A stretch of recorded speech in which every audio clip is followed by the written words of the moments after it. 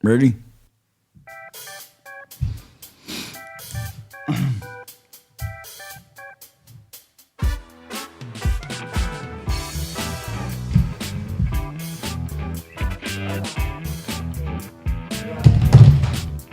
Okay, Tiffany says we're live. I don't really know if I like that music or not. It's pretty funky. Yeah, a little bit. So, basically, Dave, Nico. we are a part of High on Hope Ministries. We also do High on Hope at 7 p.m. on Thursday nights at the Reach United. Is it 6:30 now? Oh, okay, my bad. 6:30. So, at the Reach United, and it is Staunton Turnpike.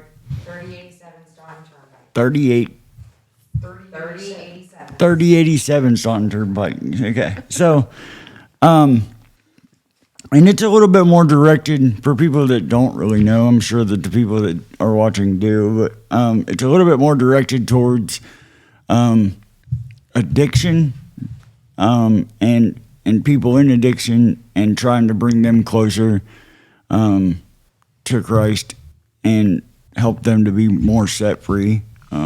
Nico's been a part of this since the very beginning. So Yeah, I think it's almost 6 years now. It just started off with a little catchy phrase like, I'm not high on dope, I'm high on hope. And there it was. Well, I know the ministry, like High on Hope itself, not including the Reach United, but High on Hope itself has reached bunches and bunches and bunches of people. That's actually where I came in and kind of got familiar with everything, because when I first came in, I didn't believe in God at all, and kept telling everybody, "There's no way you're going to make me believe in God," and I was absolutely right. They never did try to make me believe in God. So Pastor Tim's message this week was on character, right? Yeah. So I have some notes on it, but you can go ahead and whatever. So I know in my walk, and all our walks, because our character, like, that's something that never stops. Like, you're always working on your character. And, I've learned that, God really doesn't, he cares more about my character than he does my comfort. And my character has grown the most when I'm uncomfortable. And it's so important, like, that's why it's so important to surround yourself with people that's going to hold you accountable and not just co-sign your crap, because your character's not built that way. Like, I, like Pastor Tim, to this day, I can just go to him and be like, am I being a brat? And he'll say yes or no. But I need that. Like, and I need someone to tell me, sure. You're being a brat. I mean, I have a lot of people like that. Your husband is one of them that's not afraid to come and tell me when I'm doing something I shouldn't be doing. Now, most of the time nowadays, that's not something that is going to be like incredibly harmful, but like I tend to spread myself extremely thin and try to help everybody, and I end up not sleeping. And so Mike is really good at coming to me and being like, you should probably take a break. And he knows that it's not going to hurt my feelings coming from him, because, I actually respect the advice coming from him. So, well, I think for him, he's guilty of doing the same thing. So it's easy for someone to recognize that in us when they can relate to it. Mm-hmm. So absolutely. So yeah, in Tim's notes, it says, "Thank God that Jesus didn't demonstrate the character like some of us." So, I mean. And Tim says it all the time too, is we're trying to be more like Jesus. So therefore, I have to check my character a lot, because I still want to try to act like I did a year ago or whatever. And I catch myself up in it a lot. I still carry anger a lot and things like that. But the amount of things that I've overcame in the past year even have been tremendous. And it's all been like basically just because my faith has grown. My fear is less and my faith is more. So. Yeah, and that comes from, going through those things that suck. Like, that's where our faith grows the most, if it was easy all the time, I mean, would we really grow from that? Probably not. Probably not. So what is it that you think you have grown from the most? Like, what experience do you think it was that brought you to where you were like, okay, I'm all in? For me, it was when I went to Dream Life 7.5 years ago. I lost my brother, and I can just, because when I first went, I wasn't really sure like if God existed, and if I kind of felt like something was there, but I just didn't know what. But when my brother passed away, and like I could just hear my family like, oh, he's in heaven, and it just hit me like I didn't know if he was, and I don't know that he's not, but I just wanted to. At that moment I knew that I wanted to do everything that I could do to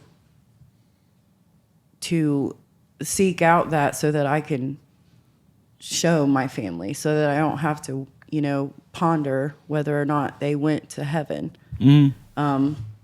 That doesn't make it guaranteed, because I can't save anybody, but I can be the example. Yeah. So I think that's the best way that we lead is like, I don't think anybody that I've ever really followed in this path has ever told me this is what you should do. I've always watched what they do and kind of followed that. So I think that if I didn't see them actually doing it, I wouldn't believe that that's how they were doing it. But I also believe that that's something that we have to do is find a tight group of people that we know are actually doing it, and stick with those people. Like with me, I mean, you guys already know it was the situation with the girls. When we lost the girls, I had a split-second decision to make. Am I going to go back to what I was doing, or am I going to, and I've done that 1,000 times, it's never worked. So again, I took Tim's advice to maybe lean farther into God, and everything would work out. And it was a short amount of time before it was proven to me that, like, this is how it's going to work out. So my faith grew probably triple right then. Absolutely. And I find that like I'll look back and I'll realize how much I've grown in something. And, I maybe won't notice it in the moment, but I used to be a very impatient person. And then one day I just realized, like, I really have a lot more patience than I used to have.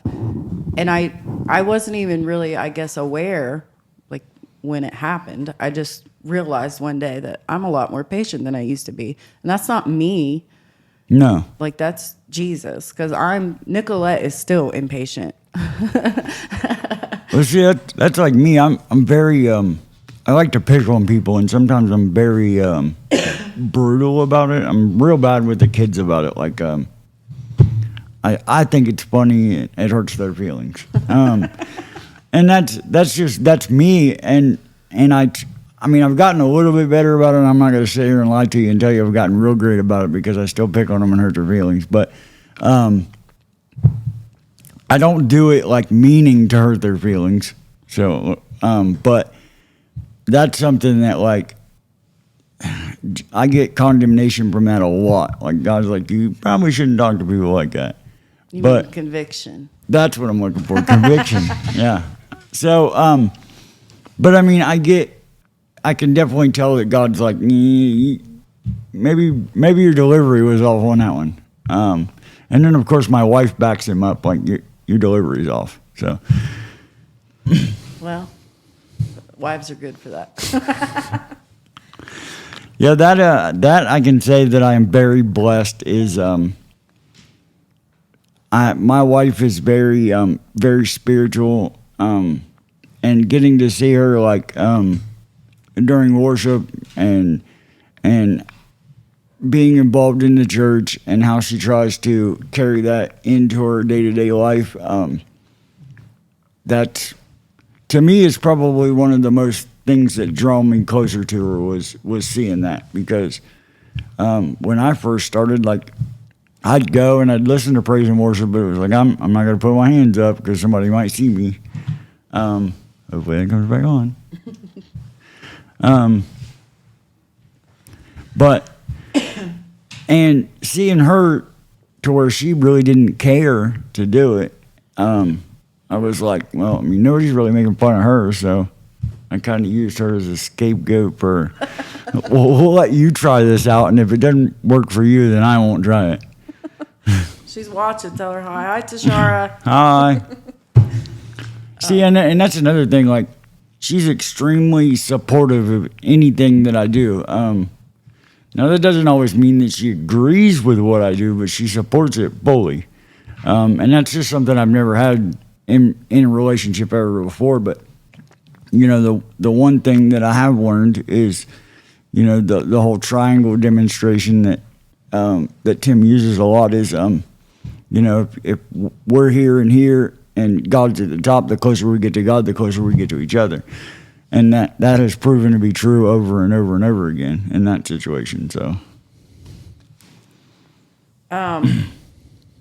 my own experience with that, you know, Micah and I, there was a time like, and he'll tell you, like when he relapsed, like he put me above where God should be. Like he put focusing on me above that, and it, you know, it just led him right back to where he, you know, started from. And sometimes it's, I mean, unfortunately, and I've done it too. Like when I first went to Dream Life, I stayed sober a couple years, and then I gradually got distracted and disconnected, and you know, then I relapsed. So sometimes it's a learning experience. Like it's just something you have to learn, because I know in me at the time, I was always the one that had to take care of things. So, you know, I didn't have time. You know, I gradually, like, my time went more towards work and towards this and towards that. And so now I make sure that I make time for those things. Like, I have to. I get up earlier than my family just so I have my time in the morning, because I know that if I don't do it in the morning, like, come evening, I'm tired and I'm this and I'm, you know, doing dinner and I'm all the things. And, you know, sometimes I don't get my time in the Word. And so you just have to be, you know, intentional about just going for it. Thanks, Tiffany. Yeah, or disciplined. Like, that was something that it took me a minute to get a hold of, was like just making sure that even though I don't feel like doing it, like, and that the YouVersion Bible app has made that kind of easy, because it makes it to where, like, it keeps you on track, which is something that I never was before, was on time or on track, or, you know, any kind of discipline or anything. So, but I have noticed the more that you get used to that discipline, the easier it gets. But like you were saying about putting people above God, I've done that with even the ministry. Like, and if you're really in your faith, like we say we are, it doesn't take long for God to show you, like, you're putting this in the wrong place. You get real miserable real fast. I mean, I know that when I spend time, the more time I spend with God in a day's time, just one-on-one, the better I feel, the more happy I am when I come home from work, the more happy I am with the people I work with. It just, I think it's more, I'm going to say it's kind of like a battery, I guess. And if we don't, like, recharge it, then it gets low and we start to act like our old selves. You know, I work at Angels Harbor, so I have to be very intentional about getting filled myself, because I'm pouring out constantly every day. So if I'm not getting filled myself, then I'm not going to have anything to pour out. And just like I was watching We Chose Life. I wanted to say it right. So I was watching the girls on their podcast the other night, and just watching some of the things they say, it's like I know that I helped teach them some of those things. So that's part of that's why I need filled up, so that I can pour it into them, and then they can pour it into someone else. And I've over the last 8 years, like I've seen this trickle from, like Pastor Tim was talking last night. He was part of Eddie James and he was part of Downtown Bethel, and I've watched both of those things happen. So I've watched things trickle from Eddie James and Pastor Janet to Pastor Tim to me, and now I'm pouring that into other people. So, and that's something I tell the girls quite often. I'm like, you literally never know, who needs you to say yes and do what God's called you to do. Because 8 years ago, did I think that I'd be pouring into women every single day? No. One, I didn't even like women. I mean, I'm just being honest. Two, I was so broken, and I literally just thought like I was a junkie, and that's what I would always be. Like, I didn't think I had purpose for my life. I didn't even understand why I was waking up every single day. So I had no idea that by me being obedient and saying yes and doing what God's called me to do, how much I was going to affect other people by doing that. So, like, we just never know. That, and I've noticed you never know who's really listening to you. Like, you may think that nobody is following you at all, because there for a while, like a couple of months ago, I was in that phase, and I remember talking to Gavin about it and telling him, like, people aren't following me. Like, I'm still learning how to follow. And then it was like almost immediate. God showed me all the guys that are around me that are from different places around here, like Recovery Point and some of the sober livings that do listen to what I say. So I think we have to be very intentional about what we're telling to people that somebody else might hear. That's right. Well, and I know, and I tell this story quite often. When I, first went into Dream Life, I wasn't sure about God. I wasn't sure about church people. I just wasn't sure, I can look back now and see that I did meet people that were doing it the right way, but my perception was off. So what I seen was hypocrisy and judgment and criticism. So when I got in there, I was watching Pastor Tim, and I was watching Pastor Janet, and I was watching all those people because I needed to know it was real. And if they're up there preaching to me on Sunday, well, it was every day in there because that's what we did. And then I turn around and they're like, cussing the pizza guy out because he's late with their pizza. Like, I don't want that. And I knew that. Like, I don't want that. I wanted it to be real. If I'm going to do it, it's going to be real. So I watched. And Pastor Tim didn't even know that I was watching him like that. But if he wouldn't have... He just thought you were being a brat. He just thought I was being a brat. But if he wouldn't have shown integrity and he wouldn't have had the character, I wouldn't be where I am, because I would have quit, because I would have said, this isn't worth it. Oh, yeah. I mean, I feel you on that, because that's when I first came in, that's what I was saying was it was all fake and people were believing in something that wasn't real. And all of these things I've heard over the years that really weren't even my own beliefs. It was just stuff that I had heard or that I had partnered myself with to believe. And seeing Pastor Tim and Pastor Dennis and a couple of the other people that are real big influential in the church just be authentic. Yeah. That is what made me think, okay, maybe this thing will work. And it's kind of like cheesy or whatever, but it's the last thing I tried and the first thing that worked. Yeah. So, I mean, I know that when we're brand new at this, it's very, very scary. Like, I was extremely scared to ever open a Bible because I was like, okay, what's going to happen to me if I do this? But it's weird that I was never scared to pick up a needle and mix whatever the guy down the street was putting in the bag. Like, that never scared me, but getting into a solution that might actually make me better scared me. Like, that doesn't make much sense to me, but.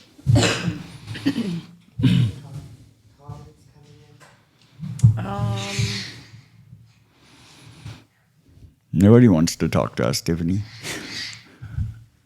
We need some questions. Who's got some questions for us? I know somebody. How many viewers do we got? 11. Oh, yeah, out of 11 people, somebody's got a question. You might have more than that. That just shows you people aren't friends with. Oh, Mm. well, there's that. Can I share two of my pages? Something else I want to say is, like, I know I used to be the most miserable person, like, just miserable. And, you know, not saying that everything's cupcakes and rainbows, because it's not. No. But I don't get into this, like, woe is me thing that I used to do. And I'm just going to be real honest. I can't stand when I see Christians that are like that are just like, everything sucks. Why is it got to be like this? They're like, I'm going to complain about this.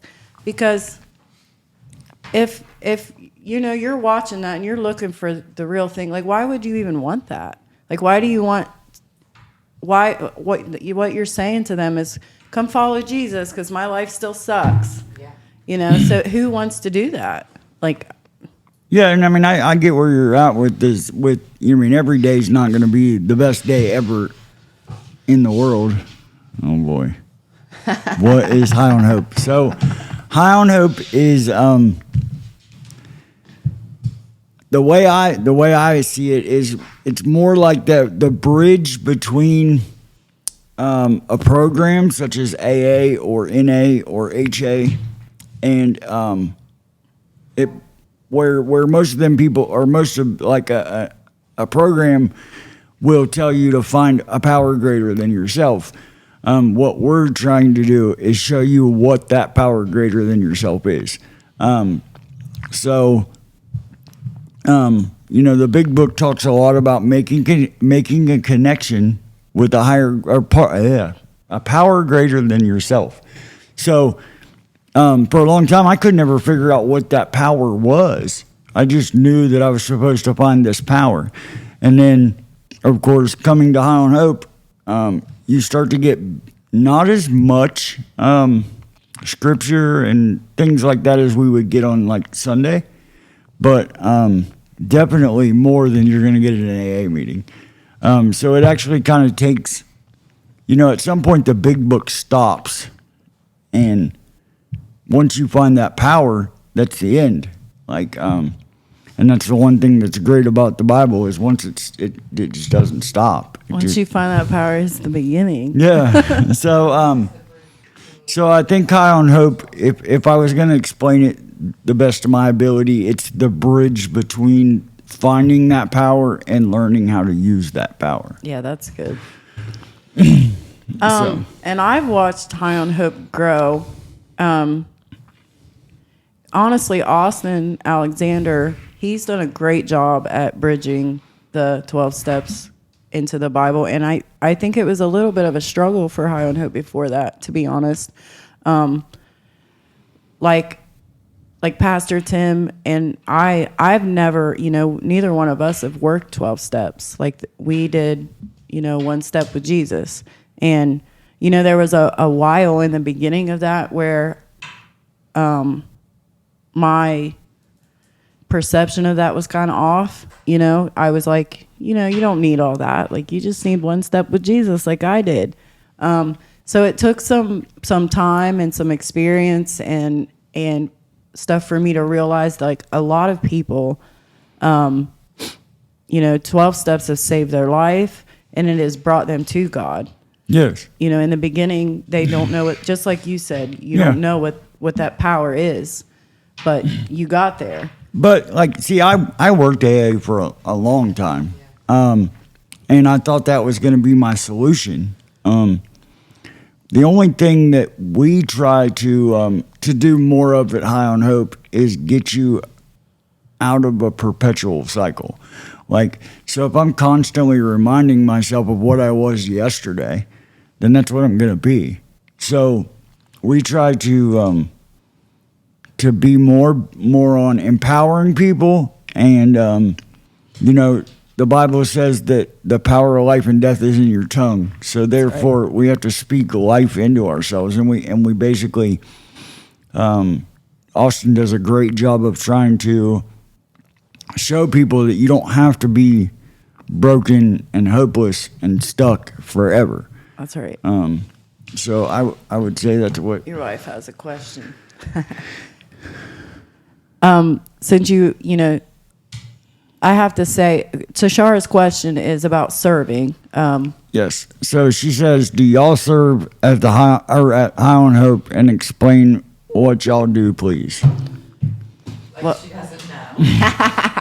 Well, I'm on the worship team, and also, just whatever someone says, hey, I need help with this, then I'm there. I'll let you describe what you do. Dave does lots of things. I do serve at the church, and I don't really know what my job title would be. Technically, on paper, I do lights and sound, so mostly anything that happens on the stage, except for the gigantic screen behind the worship team, I control. So all the lights and the fog machines that Nico hates, and all of the sound, any of that stuff, all runs through me.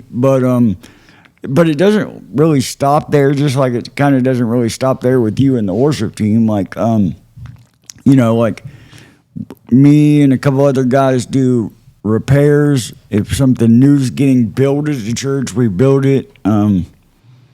If we're doing baptisms, we're there before everybody else filling up a baptismal. I don't really cut grass, but there are a lot of people there that cut grass. I mean, there's a lot of stuff that goes on with our serve team that people never see. Like, and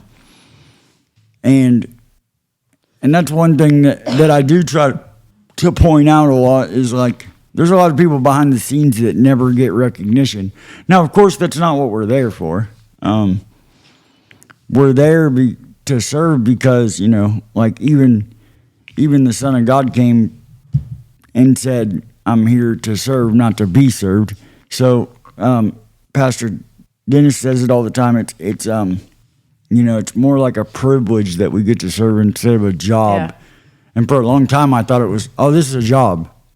But it's also what, by giving me that purpose to be in the sound booth, it ensured that I was going to be there even when I didn't want to be. Because, I mean, let's be honest, I wake up on Sunday mornings, I'm like, I don't want to go. But it's a priority. Like, I know I have to be there. Now, I'm not saying I have to be there like nobody else can do it, but I'm already told them that I'll be there to do it. So I try to keep my word and do that, which is something I never did before. Yeah. Yep, Building that character. I want to talk about, so while we're talking about serving, when I first, got sober and I was at downtown Bethel with Dream Life, like, I would serve a lot. Like, I would, just do things. I would cook, I would clean, I would do whatever. But in the beginning, this is why I encourage people to push them, because in the beginning, was I serving with the heart of Jesus? No, I was not. I was serving because it made me feel good. But slowly, like, as I got closer to Jesus, it became that I was serving with that heart. So like me being on the worship team, like, I never would have done that, ever. Never. And if someone hadn't have pushed me into it, which was Pastor Tim. He's very good at that. And Pastor Janet. Pastor Janet she's a very pushy lady. But had she not been that person, I wouldn't be who I am right now. Had she not walked up to me and stuck the microphone in my face and made me, talk, I wouldn't be who I am now. Because I didn't know I had that in me, because the world had broken me down so bad that I couldn't even make eye contact with a person. And that's no joke. Like, I constantly held my head down and felt something inside of me that was like I wasn't worthy. So it's so important to just encourage people and to push them into things even when they don't think they can do it, because sometimes, they don't know yet. Like I was, I thought I was like worthless and I was no good for nothing, because that's what the world told me I was. See, that was the mistake I made in the beginning was, so Tim did a lot of talking to us about identity and us finding our identity. And for a long time, my mistake was I wasn't finding my identity in Christ. I was finding my identity in the sound booth. So, like, I wasn't a son or a daughter. I was the sound guy. And that's where my identity lied. And it became very destructive very fast. So destructive so fast that I didn't even see it happening. And I wasn't close like I am to people now for them to be like, Dave, you're self-destructing. So they just kind of let me self-destruct. So, I mean, I think that's something that I know our serve team now, we're very good at, kind of watching each other and seeing if we're putting in too much time or too much and not receiving, because it goes back to what you were talking about us pouring out to people and not getting basically refilled. If you constantly serve and you're not receiving, then you're back to that pouring out, not filling back up thing. Now, in my job, it's kind of easy because I can serve and listen. And when you do both services, you don't miss much. If you miss something in the morning, you're going to catch it at night. So,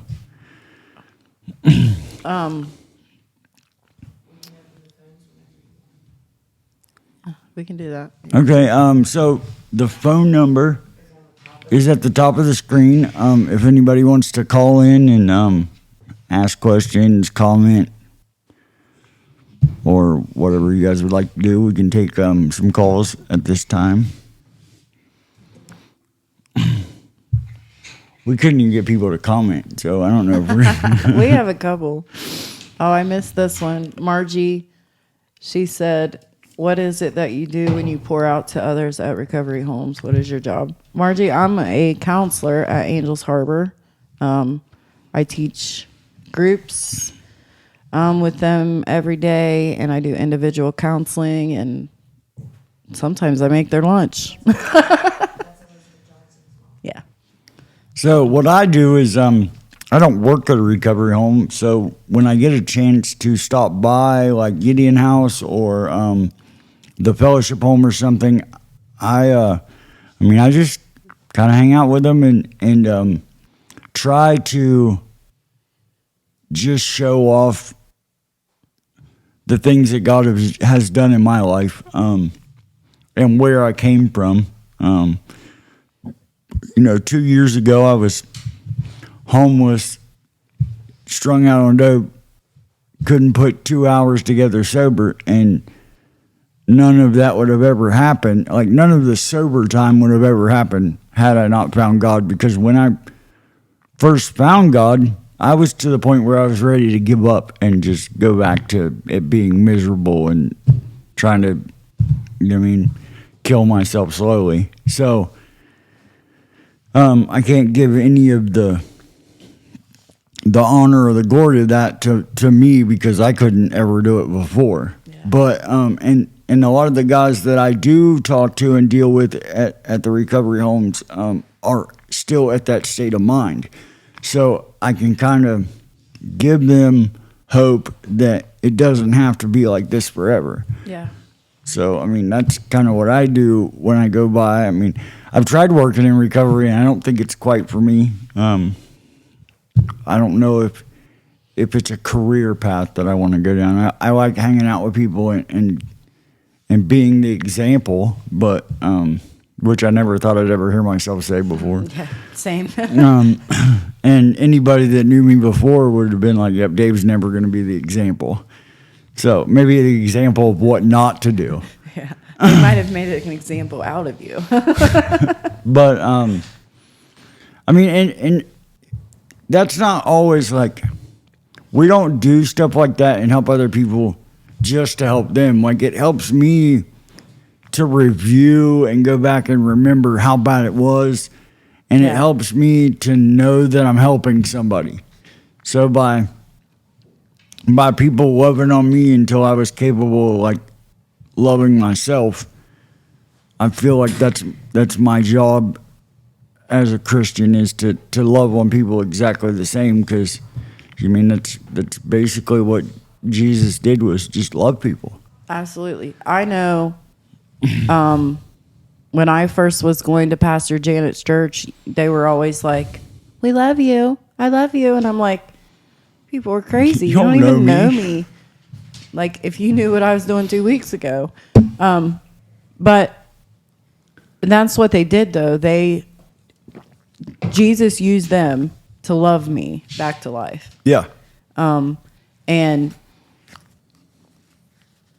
that's what he wants us to do. Like, he didn't give us that just to keep it selfish and to keep it to ourselves. Like, he wants us to love the next person like that. Yeah. And honestly, if you're working 12 steps or you're working it straight out of the Bible, one thing that's important in each of those things is serving. Yeah. So no matter which path you're taking, serving others and helping others in recovery is like a huge part of it. Well, I mean, even in the big book, it says, or you mean a lot of recovery. Well, I mean, we won't even say the big book, but it's trust God and help others. That's right. So, and clean house. So we have to clean up some of the mess we made from before. It's not like we can just walk away and poof, it's gone. But by cleaning up some of that wreckage, I think that's where we learn how to love people. Yeah. Because like, I didn't love anybody before. I didn't even love myself. It took me a long time to be able to look myself in the mirror and actually even like myself.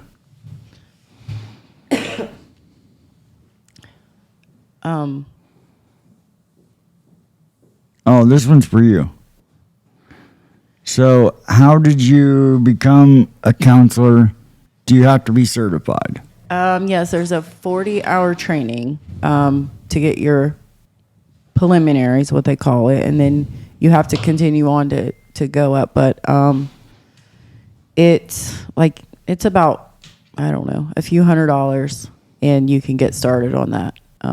It's pretty simple, really. Yeah, it all just it kind of depends on what you're willing to do. And yes, Eric, I do completely agree with you.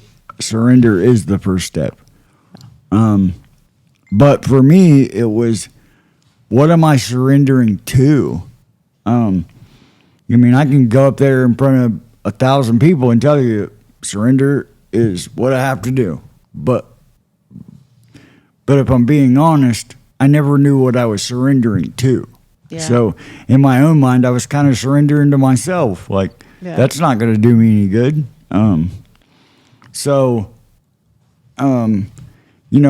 Like I said before, I worked AA for years, and it probably would have worked had I known what I was actually going to or for. Because I was always trying to find a reason to not go to Jesus. It was like, I can believe in the earth and the winds and the stars, and I can believe in mystical spirits or whatever. And had I just known that it was all surrendering to God and getting closer to Jesus, I probably wouldn't have had to go through the last couple of years of stuff that I went through. Yeah. But that was my own stubbornness. For me, I always had this I always thought like I wasn't good enough. Like I was too broken for Jesus to love me. Like that really makes any sense. Because, you know, Jesus he's the master physician. Like he wants us to come to him broken. But for years, I literally thought I had to be a certain way, or I couldn't step foot in the church, or, you know, Jesus wouldn't want me because I did all the things. But until I realized, like, he wants me to come to him broken. Like, Yeah. he's there waiting for me to come to him broken. I don't have to have it all together to go to Jesus. Like, that's completely the opposite. No, I seen somebody talking about that on online the other day. I can't remember where it was, but they said, "Do I have to have it all together to come to God?"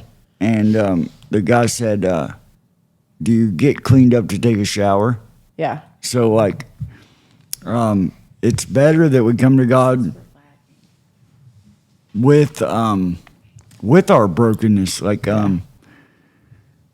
and I believe that God uses broken people because then there's no real glory that goes to anything but God. Yeah, So that's good.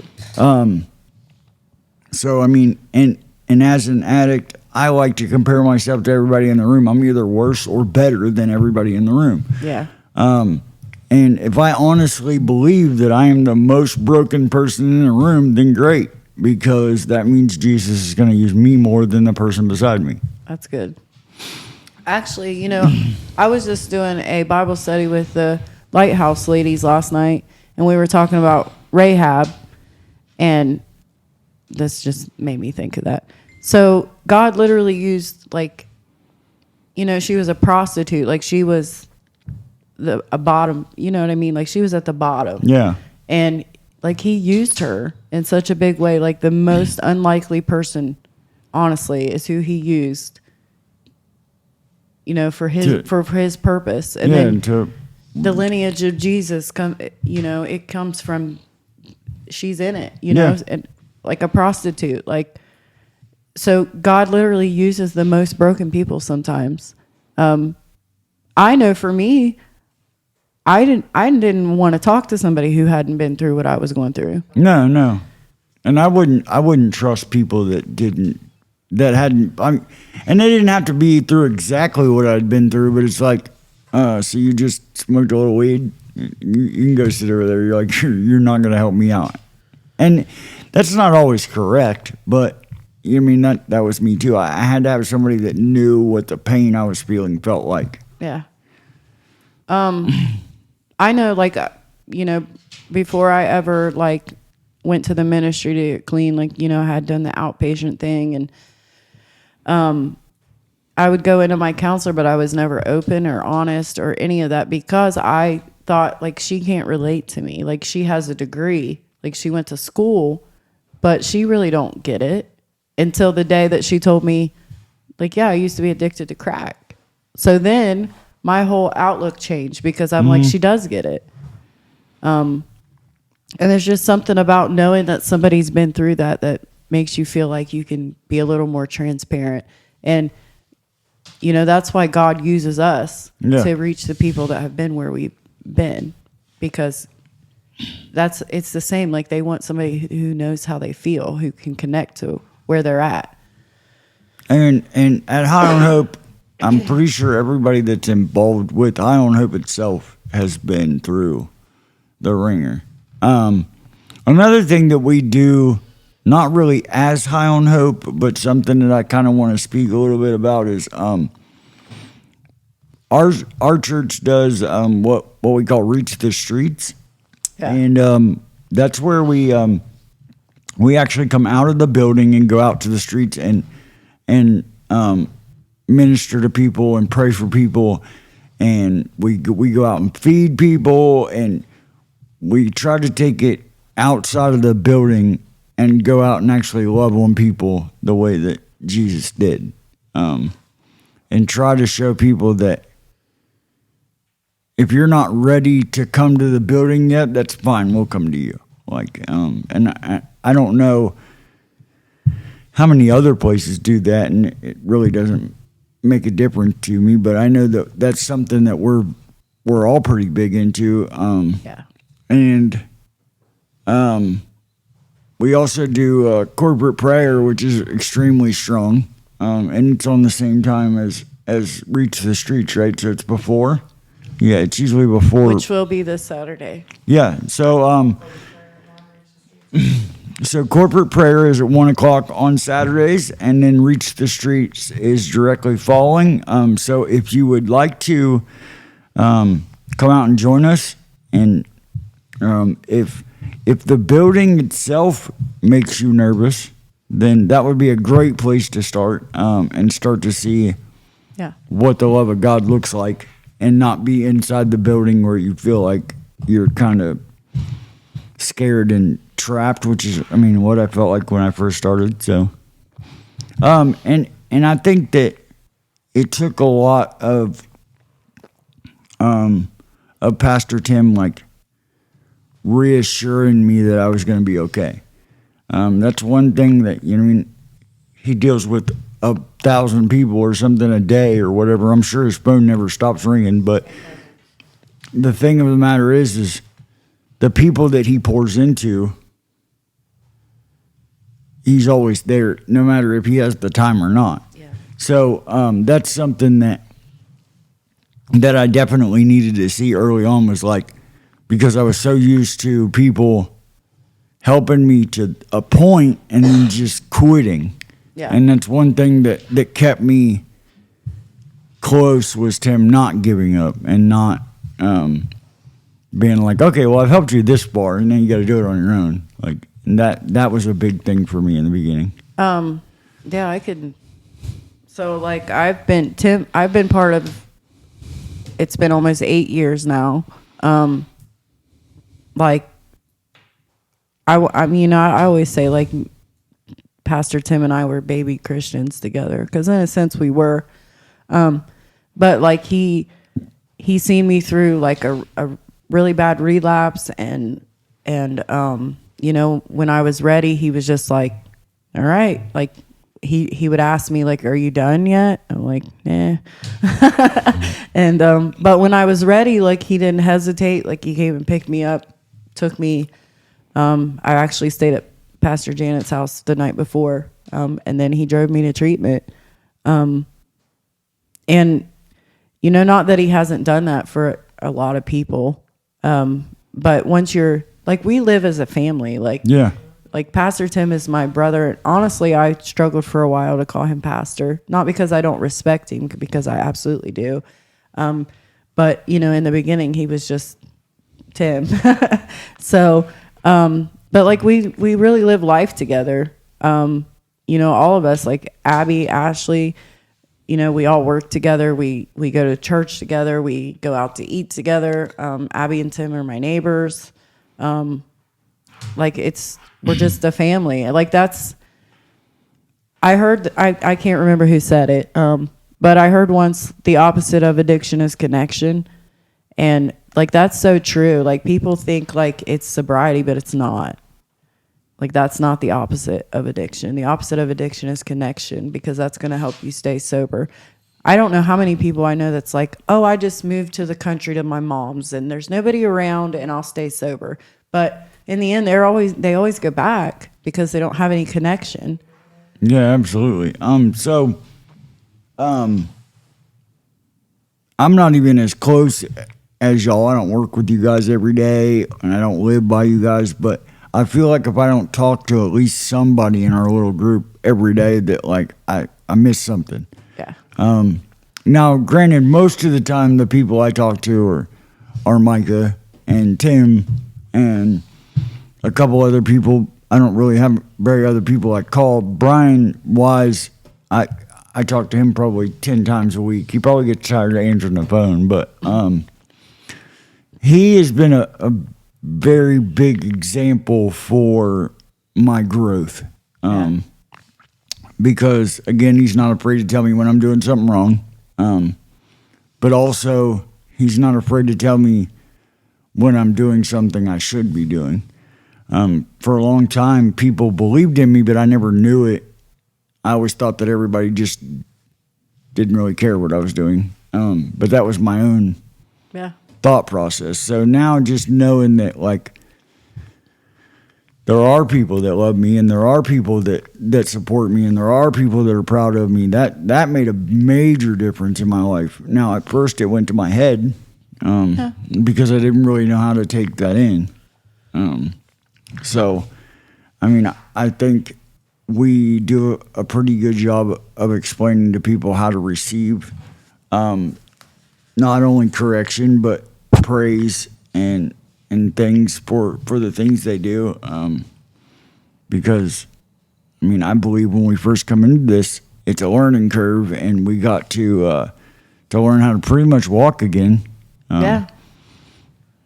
I pretty much learned how to do everything all over again as a Christian. Like, it's been kind of weird, but I mean, at the same time, it's been. I haven't ever been, like, I wouldn't say I'm like overly happy all the time, but I'm not miserable anymore. Yeah. So I'm not going to say that like we're always like the life of the party, but at the same time, like, my days are pretty good now, and my family life's good, and like work life's good, and it's all because of just like I don't try to control anything anymore. I've learned to kind of give it all to God, every bit of it, not just like, oh, here, God, I'll give you everything but my finances. Yeah. I used to be like so anxious and nervous and like a nervous wreck all the time, and constantly worried about, all the things that I couldn't do a darn thing about. I still worried about them. But I've realized once I give all that stuff to God, and I'm not constantly like worrying like what's going to happen, or, what if this happens, or what if this happens, or what if, I'm so much more happier because I'm not like constantly like fretting about everything. And I mean, it used to be really bad. And a lot of that just comes like, I didn't know who he was. So I didn't have the faith that things were going to work out because I didn't know him. Yeah. And there was something you said about receiving correction. That's one of the biggest things that you have to learn to do to build your character. Because if you can't take correction, you're never going to grow. And that comes with like getting rid of that pride and the spirit of rejection that so many of us have when we come out of addiction.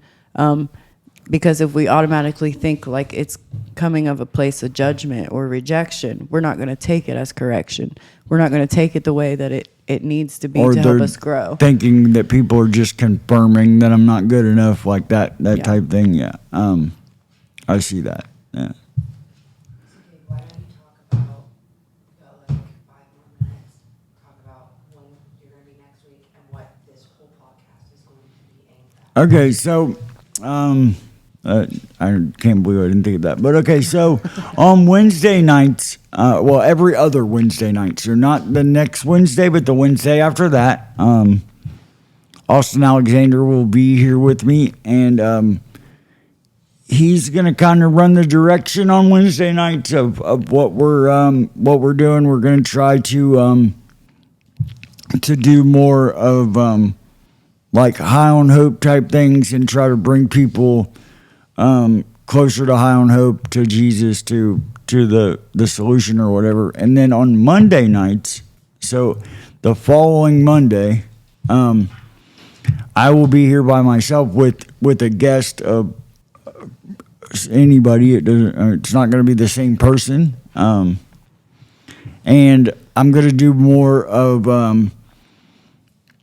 trying to learn like different encounters that people had that set them, like, we all come in and we're like, okay, well, I mean, I'm kind of here. I'll put like 1 foot in, 1 foot out.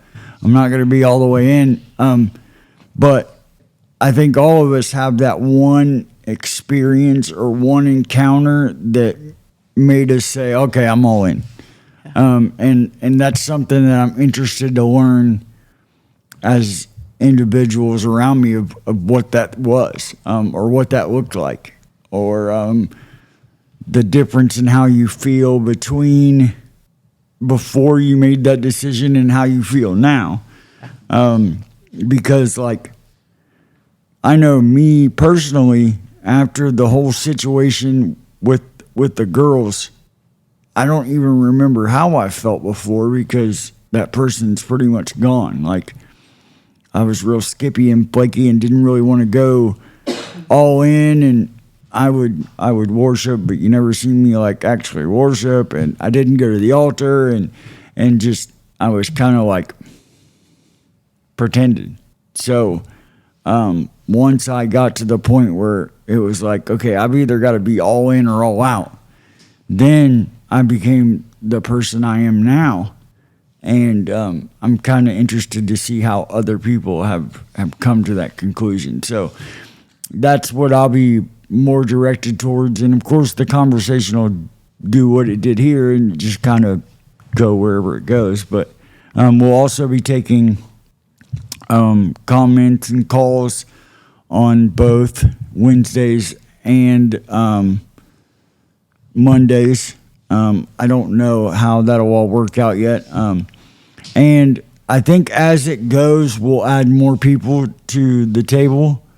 So like, the We Choose Life, they've got four hosts, or, 2 hosts, 2 guests, whatever. So I feel like we'll probably add more people to that, or what part they play in High on Hope, because there is a lot that goes on that makes High on Hope happen. It's not just like 1 or 2 people. There's a lot of people that you don't even see that make High on Hope happen. So Thursday nights at 6:30 at the Reach United, 3087 Staunton Turnpike. We do worship. We do testimonies. Sometimes we do some teachings, which next week I think is when Austin wants me to come out and do some more speaking, and I direct most of that when I do that to the people that I know are broken and are just desperate to find a way to not be broken and miserable anymore. And so I know that the answer for me was putting all my trust and faith in Jesus, and I know that'll be the answer for somebody else too. So I try to help people to come to that walk of life. But yeah, so if you guys are available on Thursday, come out and join us. And you never know, you might be a part of the family before you leave. So I think Nico's going to pray us out. All right. Heavenly Father, we just thank you so much for this time. And we just thank you for the opportunity to just watch this family grow, and the opportunity that you've given us to help others and to lead them out of the darkness. And it's in your name I pray. Amen. Amen. So we'll see you guys Monday, right? 7 p.m. 7 p.m.